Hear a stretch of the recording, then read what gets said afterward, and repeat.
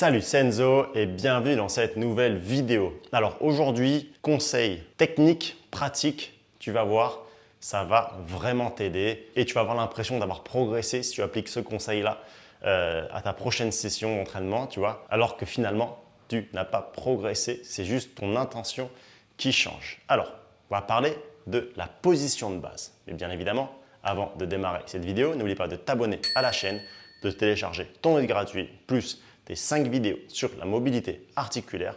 Et le guide gratuit va vraiment te permettre de mieux t'entraîner et du coup de progresser beaucoup plus rapidement. Alors, ce point, c'est quoi? C'est la position de base du pongiste. Quelle est la position de base du pongiste? Est-ce que tu la connais? C'est possible que tu la connaisses. Maintenant, est-ce que tu la mets en application? Je ne suis pas sûr, mais en tout cas, mets-moi en commentaire un petit peu si tu la connais et si tu la mets déjà en application et quel est l'impact finalement que ce conseil a dans ton jeu. Alors, attends, je vais prendre une petite raquette et ensuite, on va pouvoir commencer. Alors, la position de base du pongiste, c'est celle-ci. Tu vois, on est en remise de service, on est ici. Pourquoi? C'est ça la question. Pourquoi est-ce que ça, c'est la position de base du pongiste? Donc, tu vois, j'ai la raquette qui est relativement haute, le coude qui est fixé ici, donc qui est quand même relativement haut. Tu vois, je ne suis pas ici. Et tu te demandes certainement pourquoi. Eh bien, je vais te répondre tout de suite.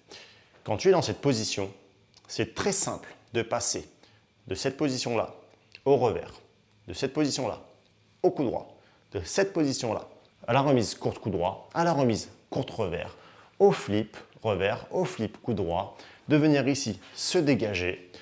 Et finalement, si tu fais ça, tu vas gagner en fluidité et tu vas gagner en temps. D'accord? Tu vas gagner du temps lors de tes transitions et lors de la réalisation de tes différents coups.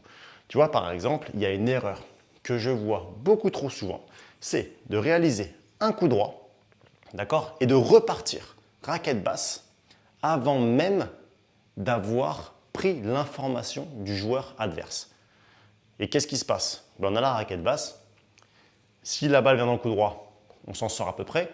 Si la balle vient dans le revers, c'est terminé. Pourquoi? Parce qu'on va devoir passer de ici, donc raquette très basse, à ici, je se retrouver à jouer un revers dans de très mauvaises conditions. Alors que si tu réalises ton coup droit, tu reviens ici, raquette neutre, raquette haute, et bien à partir de ce point-là, tu vas pouvoir, une fois que tu as pris l'information, soit réarmer avec ton coup droit, soit venir ici gentiment avec ton revers. Donc voilà, c'était la position neutre, la position de base du joueur de tennis de table. Si tu ne l'as jamais testé, c'est le moment de tester. Ça peut clairement te faire gagner un temps monumental et tu vas voir, tout à coup, tu vas te dire « Ah, ben en fait, je ne suis pas si lent que ça. Ah, je suis plutôt rapide. » Parce que justement, tu arrêteras de perdre du temps à revenir tout le temps raquette basse. Ok? Donc voilà, maintenant, c'est à toi de jouer. Je te souhaite une bonne progression. Partage cette vidéo avec les joueurs de ton club si tu penses que ça peut les aider ou garde-la pour toi si tu penses justement que ça peut beaucoup trop les aider.